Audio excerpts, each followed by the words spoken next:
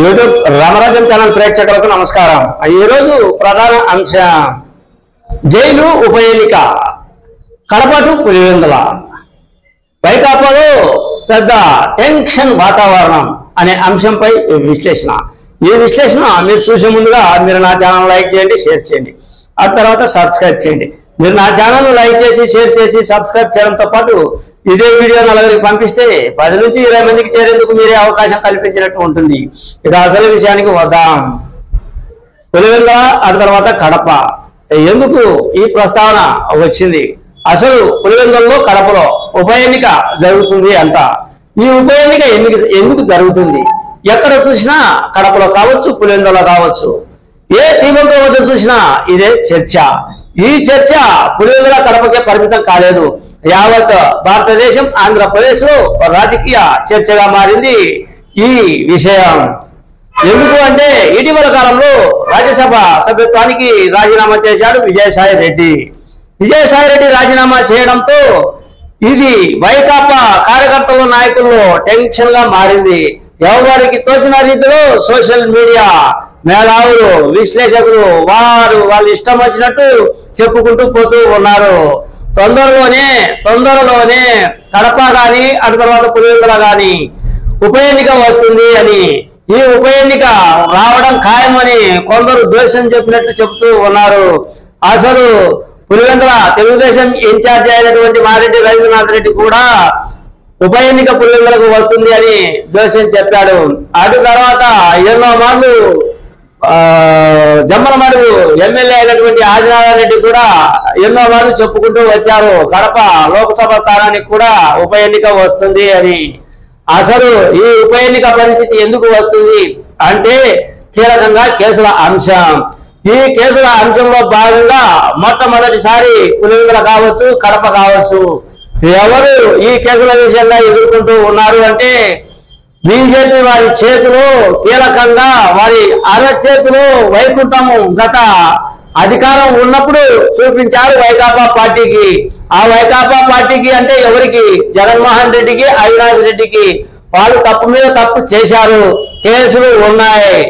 ఆ తర్వాత వివేకానంద రెడ్డి హత్య విషయం, ఇది కూడా తుది దశకు చేరుకుంది. ఎక్కడ చూసినా ఇదే ప్రస్తావన. 15 ఏళ్ళు 20 ఏళ్ళు కావస్తున్నా జగన్ కేసులు ఒక కొలిక్కి రాలేదు. జడ్జీలు మారుతూ ఉన్నారు. ఆ తర్వాత ప్రస్తుతం కూటమి ప్రభుత్వం వచ్చింది, కానీ జగన్ ఏం చేయలేకపోతున్నాం.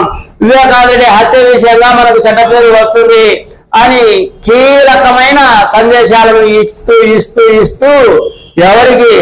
హోమ్ మినిస్టర్, కేంద్ర హోంమంత్రి అయినటువంటి అమిత్ షాకు, మోడీకి చెవిలో కూర్చొని బీజేపీ నాయకులు చెబుతూ ఉండగా ఇప్పుడు బీజేపీ నేతలు మేల్కొన్నట్లు ఉంది. అందులో భాగంగా ఇక ఇది కుదరదు అనే ఉద్దేశంతో ఏమో ఇక ఈ కేసుల అంశంగా మేము ఏం సహాయ సహకారాలు అందించలేము అని సోషల్ మీడియాలో ఒక విశ్లేషకుడు చెప్పడం, ఇది కూడా హల్చల్ రాజకీయం చేస్తూ ఉంది. ఏమైనప్పటికీ విజయసాయి రెడ్డి రాజీనామా చేయడం, విజయసాయి రెడ్డి రాజీనామాతో అంతటితో ఆగలేదు.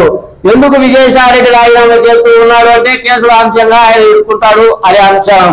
ఆ కేసుల అంశంగా విజయసాయి రెడ్డి ఎదుర్కొంటే విజయసాయి రెడ్డి లోపలికి వెళ్లాల్సి వస్తే మొదట జగన్మోహన్ రెడ్డి, ఆ వెంటనే తర్వాత వివేకానంద హత్య కేసు విషయంలో ఎంపీ అవినాష్ రెడ్డి, వీరి ముగ్గురి పాత్ర ఉంది అనే ఉద్దేశం. ఎంపీ అవినాష్ రెడ్డి ఉద్దేశంలో ఎక్కువగా వివేకానంద హత్య కేసు అంశం. ఆ తర్వాత జగన్మోహన్ రెడ్డి ఎక్కువ అక్రమాస్తుల సంపాదన అంశం, కేసుల అంశం. ఇది ఎవరికి?